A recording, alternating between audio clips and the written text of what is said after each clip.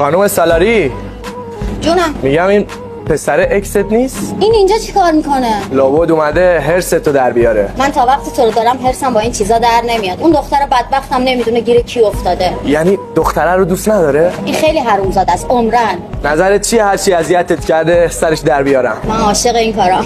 پس خودم سفارش رو میگیرم. بسپارش به من.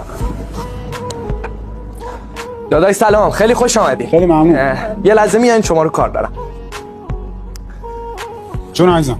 داداش حقیقت مدیر اینجا یه خانومه که وضعش خیلی خوبه.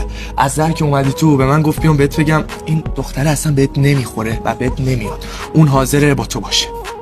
ای پسر، من نون حرومزادگی نخوردم. یه آدم به خاطر پول همینجور دلمو شکست رفت و همین دختر بود منو ساخت. هیچ جوره تناش نمیذارم. من معنی ذاتو قشنگ میفهمم.